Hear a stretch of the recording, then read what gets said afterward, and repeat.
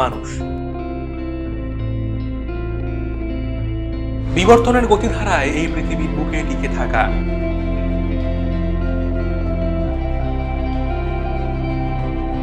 অন্যতম উন্নত এক জীব।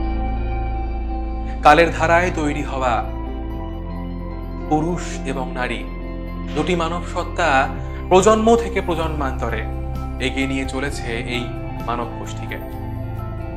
নেপথ্যে তাদের প্রত্যেকের দেহে তৈরি হওয়া আশ্চর্য ক্ষমতা সম্পন্ন দুটো জনন কোষ, শুক্রাণু এবং ডিম্বাণু। পাঠক্রমের ধারায় আমরা জেনেছি পুরুষ জনন কোষের উৎপত্তির রহস্যটা, জেনেছি বিভিন্ন হরমোনের নিয়ন্ত্রণে কিভাবে পরিণতি পায় এই শুক্রাণুগুলো।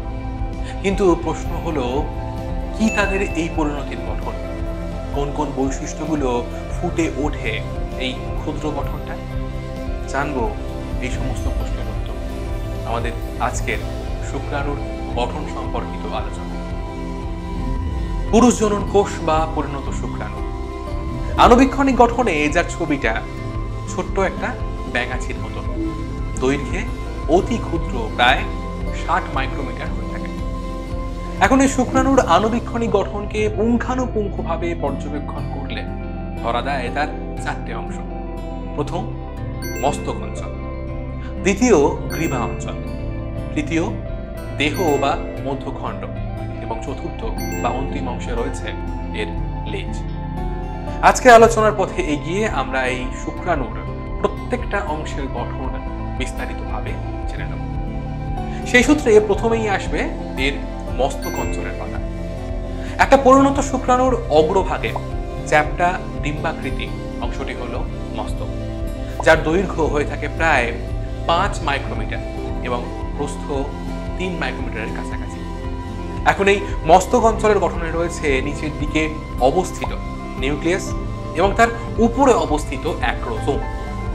শুক্রাণুর নিউক্লিয়াসটি ইউক্যারিওটিক, যেখানে খুঁজে পাওয়া যায় হ্যাপ্লয়েড সংখ্যক, অর্থাৎ মানুষের ক্ষেত্রে 23টি ক্রোমোজোম। এখন এই সূত্রে বলে রাখা প্রয়োজন যে ভিন্ন ভিন্ন শুক্রাণুতে এই দুই ধরনের বিন্যাসের হ্যাপ্লয়েড সংখ্যক ক্রোমোজোমগুলোকে কিন্তু খুঁজে পাওয়া যায়। কিরকম না, কিছু শুক্রাণুর ক্ষেত্রে অবস্থান করে 22টা অটোজোম এবং একটা এক্স ক্রোমোজোম, এবং অন্যান্য শুক্রাণুর ক্ষেত্রে খুঁজে পাওয়া যায় 22টা অটোজোম এবং একটা ওয়াই ক্রোমোজোম। এখন এই নিউক্লিয়াসের অন্তর্গঠন থেকে বেরিয়ে এসে এই নিউক্লিয়াসের উপরেই টুপির মতন যে অংশটিকে দেখতে পাওয়া যাবে সেটাই হলো অ্যাক্রোজোম, যা কিনা উৎপত্তি লাভ করে গলগি বডি থেকে ভেসিকল তৈরির মাধ্যমে। অ্যাক্রোজোমের মধ্যে বেশ কিছু আদ্র বিশ্লেষণকারী উৎসেচক, যেমন ধরো হায়ালুরোনিক অ্যাসিড, অ্যাক্রোসিন ইত্যাদি উপস্থিত থাকে, যা নিষেকের সময় ডিম্বাণুর বাইরের বহিরাবরণ করোনাল এরিয়াটাকে বিনষ্ট করতে গুরুত্বপূর্ণ ভূমিকা পালন করে।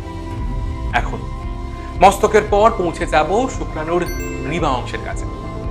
এই অংশটি আকারে স্বল্প দৈর্ঘ্যের, প্রায় 0.3 মাইক্রোমিটারের কাছাকাছি হয়ে থাকে। এই গ্রীবা অংশের পরেই থাকে শুক্রাণুর প্রধান দেহখণ্ড।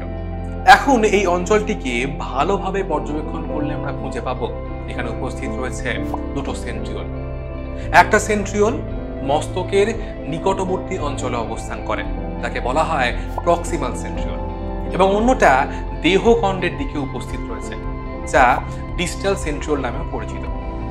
এই ডিস্টাল সেন্ট্রিওল থেকে শুক্রাণুর দেহখণ্ড এবং তার উচ্চ অংশের মধ্যে উপস্থিত অ্যাক্সিয়াল ফিলামেন্ট গঠিত হয়ে থাকে। এরপরে আমরা চলে আসব শুক্রাণুর দেহখণ্ডের কাছে। এই অংশটি আকৃতিতে বেলনাকার, দৈর্ঘ্যে প্রায় 5 থেকে 7 মাইক্রোমিটার এবং প্রস্থে প্রায় 1 মাইক্রোমিটার হয়ে থাকে। এই দেহখণ্ডের মধ্যে বিস্তৃত থাকে 9+2 বিন্যাসে মাইক্রোটিবিউল সমন্বিত অক্ষীয় তন্তু বা অ্যাক্সোনিম। এই অক্ষীয় তন্তু বা অ্যাক্সোনিমের চারপাশে ঘনীভূত সাইটোপ্লাজমের উপস্থিতি লক্ষ্য করা যায়, তাকে বলা হয় অ্যাক্সিয়াল সিট। আর এই অ্যাক্সোনিমকে বেষ্টন করে রেখেছে 50 থেকে 75টি সংখ্যায় মাইটোকন্ড্রিয়া সমন্বিত 10 থেকে 14টি কুণ্ডলীর পাক। আর অবশ্যই এই সূত্রে বলতে হয় যে এই মাইটোকন্ড্রিয়াগুলো শুক্রাণুর চলন কার্যে প্রয়োজনীয় শক্তি সরবরাহ করে থাকে। আর সবশেষে এখন কথা বলতেই হয় শুক্রাণুর পুচ্ছ বা লেজের গঠনকে নিয়ে। পরিণত শুক্রাণুর সর্বাপেক্ষা দীর্ঘতম অংশ হিসেবে থাকা এই লেজের দৈর্ঘ্য হয়ে থাকে প্রায় 50 মাইক্রোমিটারের কাছাকাছি। শুক্রাণুর ডিস্টাল সেন্ট্রিওল থেকে তৈরি হওয়া অক্ষীয় তন্তু এই লেজের উৎপত্তি অঞ্চল থেকে শুরু করে লেজের শেষ প্রান্ত পর্যন্ত বিস্তৃত থাকে, যার চারপাশে কোষ পর্দার আবরণকে লক্ষ্য করা যায়। তবে এই লেজের একদম অন্তিম স্থান সাইটোপ্লাজম বিহীন শুধুমাত্র অক্ষীয় তন্তু সমন্বিত অবস্থায় থাকে, যাকে বলা হয় এনপিস। শুক্রাণুর এই লেজের তরঙ্গাকার আন্দোলনের ফলে শুক্রাণু চলনে সক্ষম হয়ে থাকে। তাহলে আজকের শুক্রাণুর গঠন সম্পর্কিত আলোচনার পর আমরা শুক্রাণুর সংজ্ঞা হিসেবে বলতেই পারি যে পুরুষ দেহে শুক্রাশয় থেকে উৎপন্ন হ্যাপ্লয়েড সংখ্যক ক্রোমোজোম বিশিষ্ট যে কোষ মস্তক, গ্রীবা, দেহখণ্ড এবং লেজের গঠনে বিভক্ত এবং যা জনন কার্যে মুখ্য ভূমিকা পালন করে তাকেই শুক্রাণু বলা হয়। তাহলে আজকের আলোচনায় আমরা জানলাম একটা পরিণত শুক্রাণুর গঠন চিত্রটাকে, আর তার সাথে সাথেই আমরা শেষ করলাম পুরুষ জননতন্ত্রের বিষয় সম্পর্কে জানাটা আপাত পরিসরে। কিন্তু মানব জনন কার্য সম্পন্ন হওয়ার নেপথ্যে পুরুষ জননতন্ত্রের পাশাপাশি সমানভাবে গুরুত্ব রয়েছে স্ত্রী জননতন্ত্রেরও। সেখানেও রয়েছে এক নতুন কাহিনী, অজানা অনেক রহস্য। আর সেই রহস্য ঘেরা গল্প নিয়ে আবারও ফিরে আসছি পরবর্তী ক্লাস থেকে।